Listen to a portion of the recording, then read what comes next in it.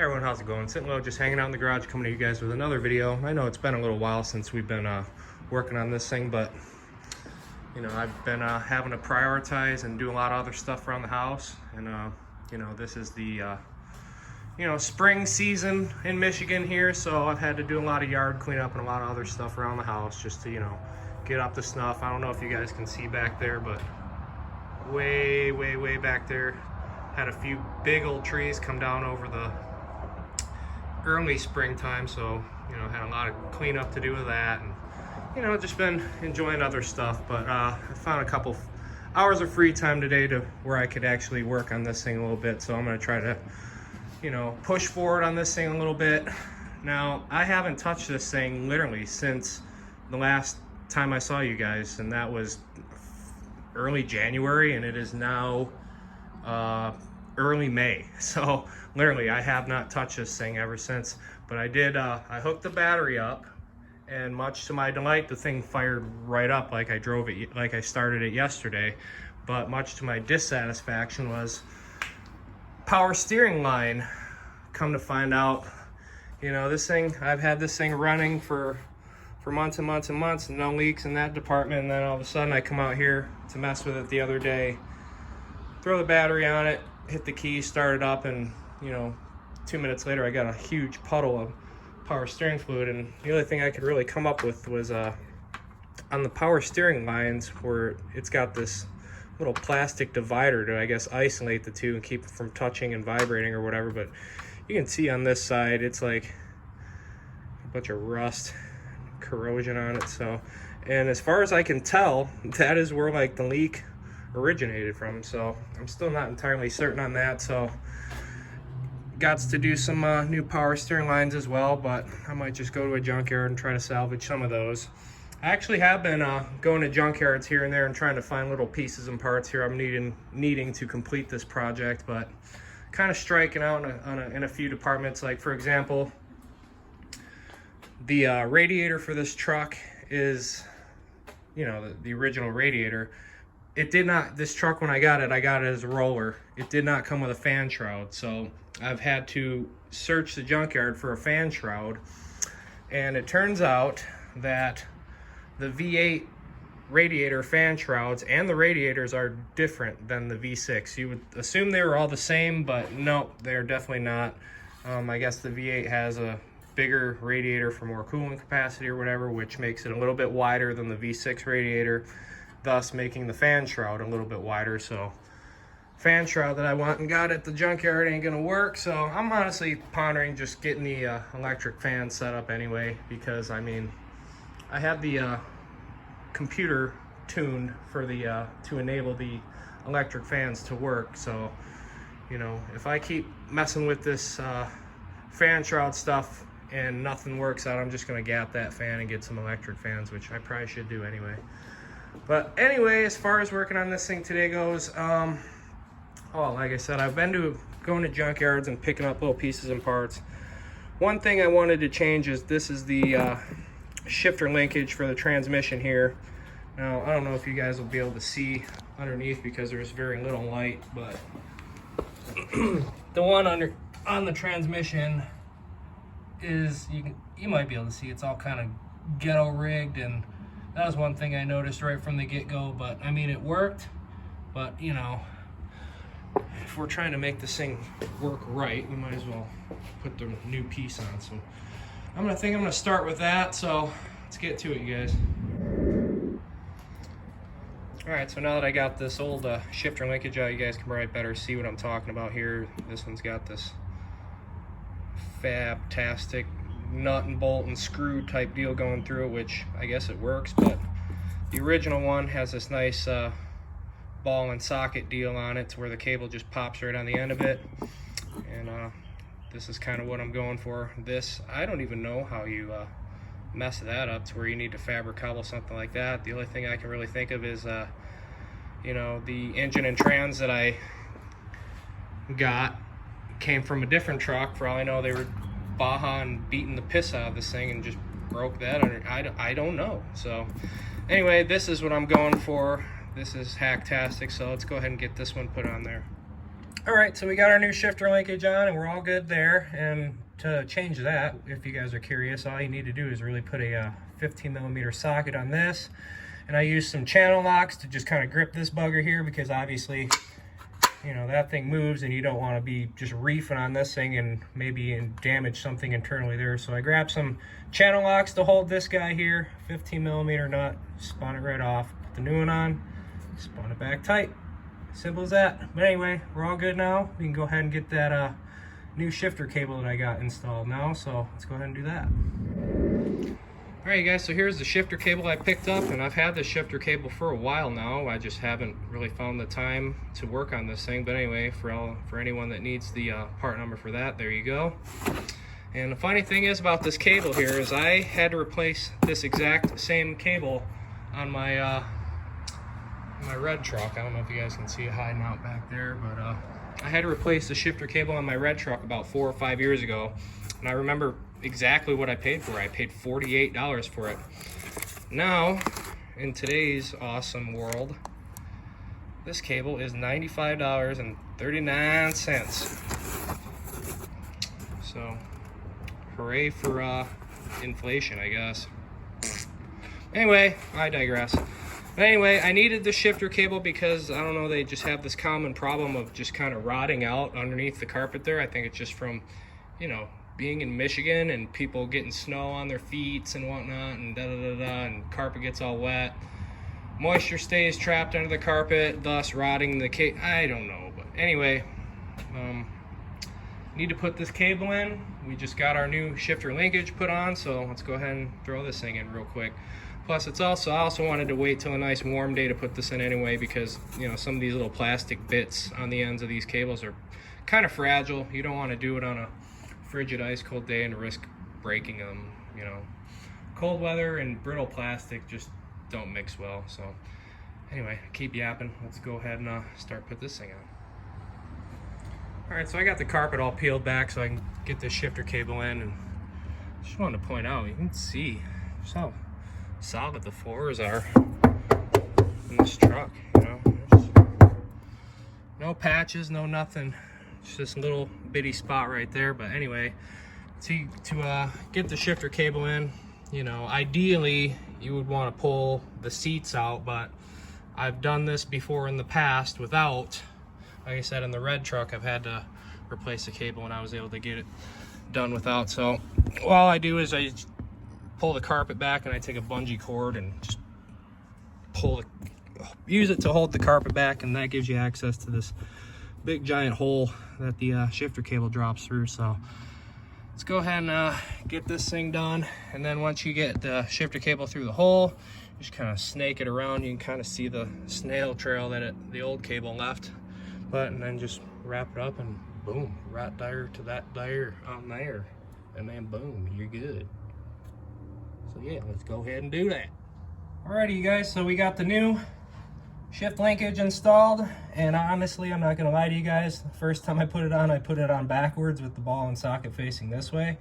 And then when I put the shifter cable in, I realized, oh crap, you done put that thing in backwards. So had to undo that, spin it around and redo it. Alrighty, so we got the new shifter cable all snaked through and ran where it needs to go.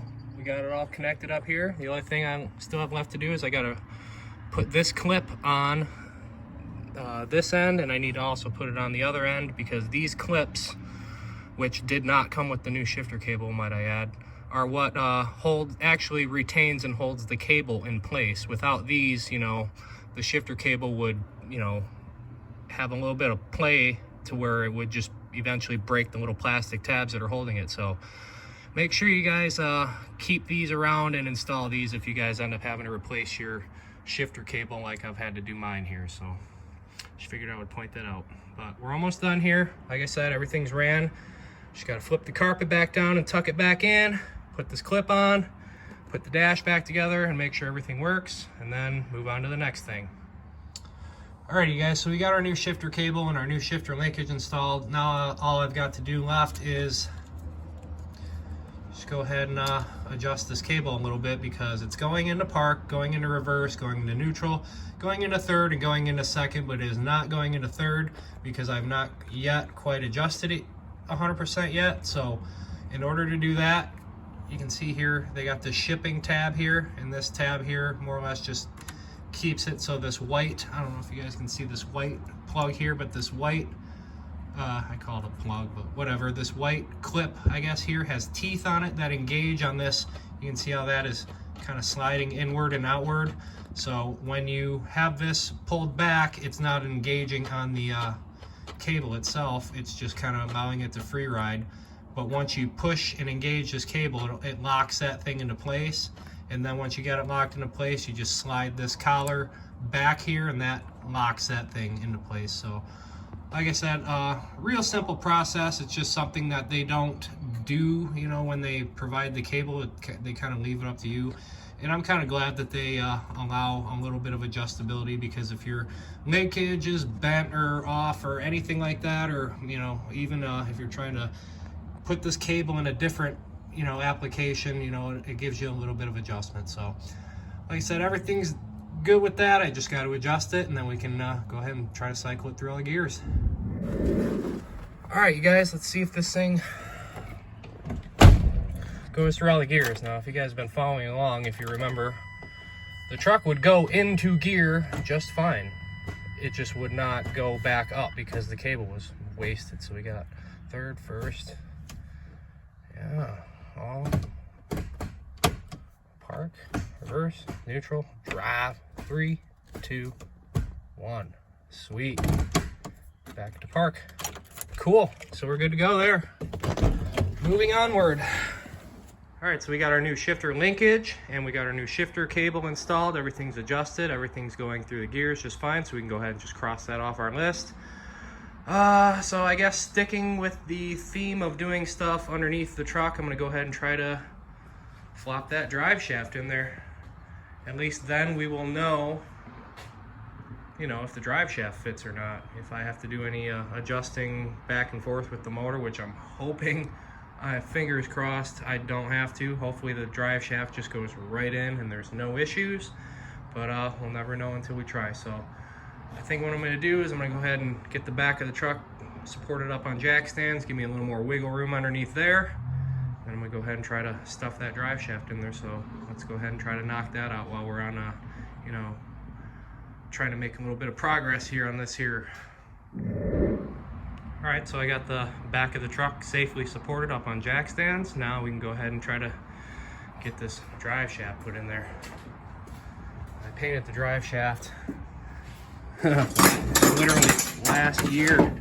I just haven't really messed with it. So as you can see, this truck's been sitting all winter. It's just become kind of a catch-all for randomness and parts and pieces. And I actually got a different grill for the front of this truck too, but I have been undecided on which one that I want to actually use. I've been looking for this thing actually. I'm gonna get this thing out of here and put this thing back where it belongs. But anyway, let's get this drive shaft going on here.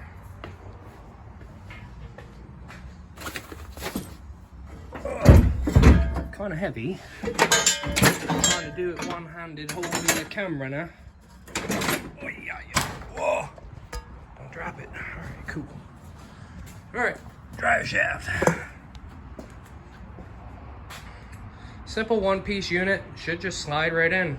Fingers crossed. Like I said, when I put the motor and trans in, when I was aligning everything and adjusting the adjustable motor mounts, I more or less just adjusted it to where the tail shaft and the transmission mount dropped into the transmission cross member. Now, that does not necessarily mean that this drive shaft is just going to drop right in there. So let's go ahead and get it up in there and try to see if we can make this thing work, and hopefully it does. So I'll be back in just a minute. So good news so far, the drive shaft itself slid right in. All right. Let's see if we can get this thing to line up now.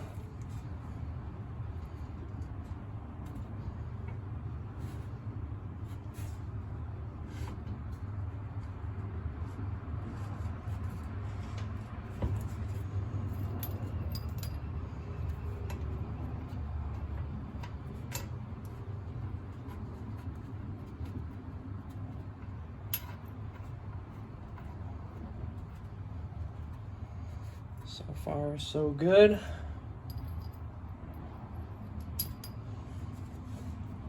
Oh.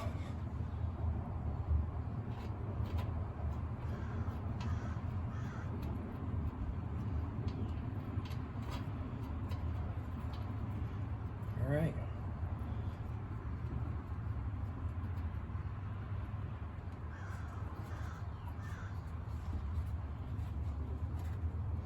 So drive shaft bolts up just fine, as you know, as it should. This is the drive shaft that came out of this truck. So now I just gotta find my, here we go, wrench to tighten this up.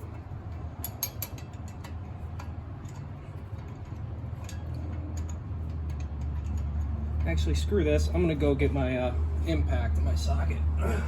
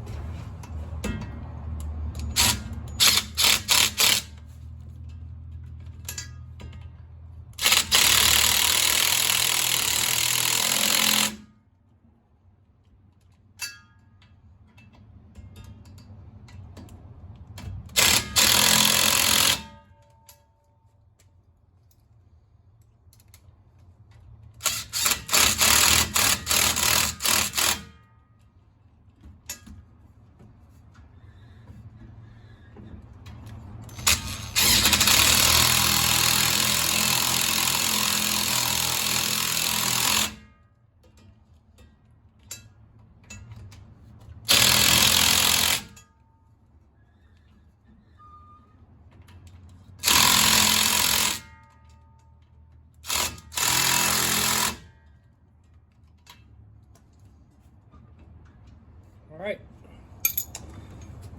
the drive shaft is in. All right, so now that we got our drive shaft in, let's go ahead and take a peek and see how much of this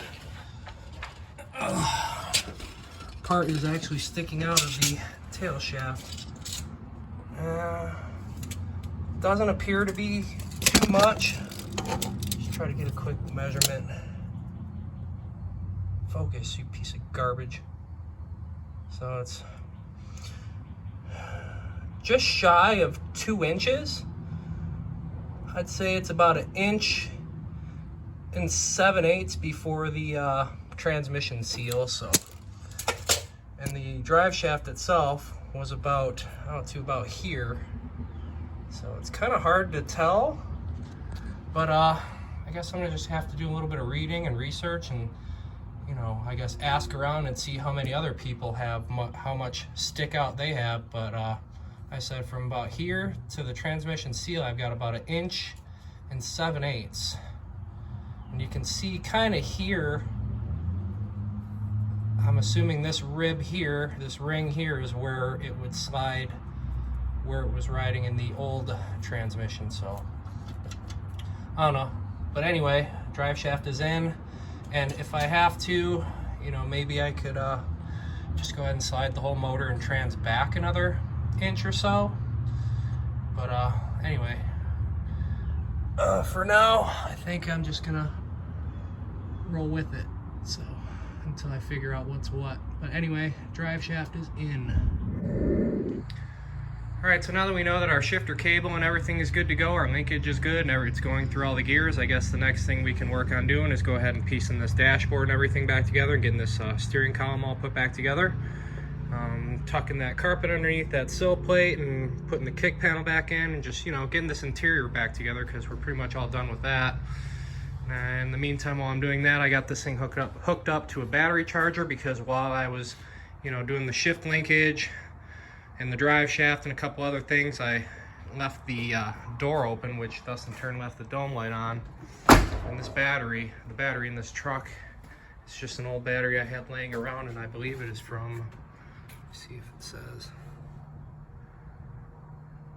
November of, I guess that'll be 2013. So this battery's pretty freaking old. So, you know, and it's been pretty much sitting all winter long. So no fault to it that it died. But anyway, I'm gonna go ahead and start throwing this interior back together and let this battery charge up, and we'll continue rocking on from there. All right, so we got the interior all put back together. Everything's good to go with that. Got the carpet all tucked in nice and neat. Everything is good to go there. Now, what I wanted to do was to start this thing up and actually see if, when you put it in reverse, drive, neutral, whatever, if the wheels turn.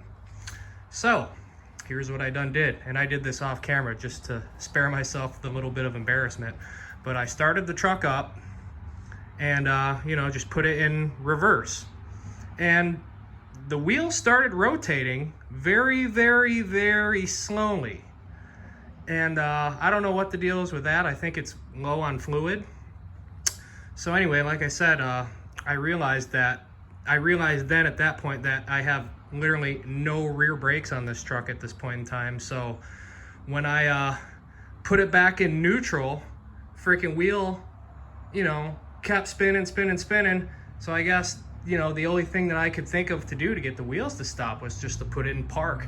So I went ahead and, you know, jammed in park. And when I jammed in park, you could hear the, you know, the parking cog in the transmission trying to engage. It was just like,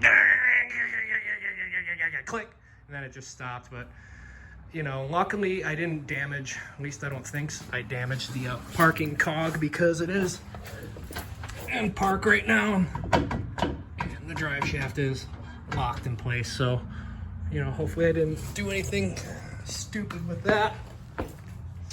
So, and I also wanted to make sure that I had enough transmission fluid in this thing, because typically when you pull a motor and trans out of a vehicle and you know, pull the drive shaft out, and you know, it's not uncommon to lose a little bit of a transmission fluid. Now, in this situation, I have no idea how much trans fluid was lost, or for, you know, for that matter, if this transmission even works.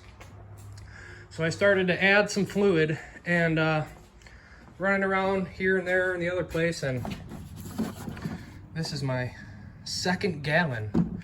I went and bought 2 quarts initially because I assumed, you know, it was just a couple of quarts low, because usually when you pull a drive shaft out or whatever, you'll lose about half a quart to a quart. But anyway, added the 2 quarts, still wouldn't even register on the dipstick. So I went and picked up 2 more, added those, and then it started to at least register on the dipstick when the truck was off and sitting. But when you'd start the truck and start cycling the, you know, torque converter and moving the fluid around in there, you know, it wouldn't register on the dipstick anymore. So I had to run out and buy another. I just went and bought another gallon, because I mean, you can either buy a quart for like 12 bucks, or you can buy a gallon for like 30 bucks. So basically it's like, you know, buy 3 get 1 free, even better deal. But anyhow, ended up, literally this thing was just shy of 8 quarts low on transmission fluid, and that's kind of alarming to me at this point. But like I said, at this point now, it is at least, when the truck is started and running and idling, it is at least registering on the dipstick. Now, I don't want to, you know, continue. You're supposed to check the thing in park while it's running, and you're supposed to do it preferably when the transmission is hot and allowed to, you know, the fluid to expand a little bit.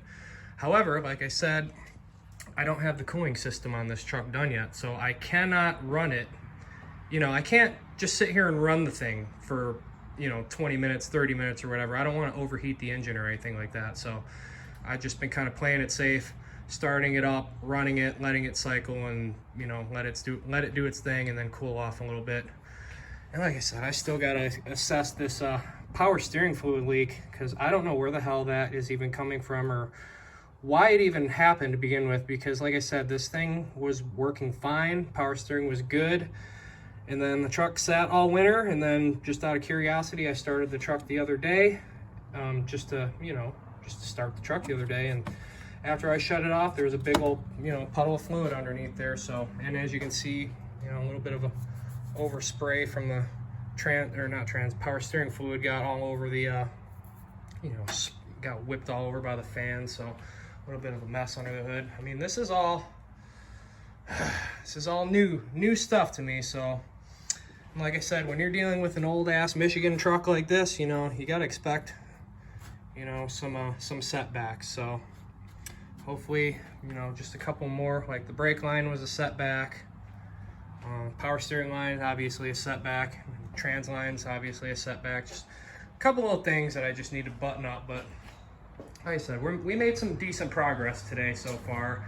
Got the drive shaft in, got the new shift linkage in, got the new shift cable in, dash all put back together, got the bed all secure, lined up and bolted down, you know, because, you know, before this the bed was just sitting on there, just propped, but now it's nice and lined up and bolted down properly. And like I said, I started to add the transmission fluid and try to check the level with that, because like I said, I'm just curious to see if, like I said, we know the engine runs, but it's still a mystery if this transmission works, and if it does it work properly? So just going through the motions, trying to get the thing up and running. So anyway, I think I'm gonna call it for tonight. I'm gonna go ahead and make myself some dinner, and I might continue in this video with the next rendition, or I might just peace out and make another video when I continue on, but I guess we'll find out then. Anyway, I'm gonna go ahead and make some dinner and call it a night for now.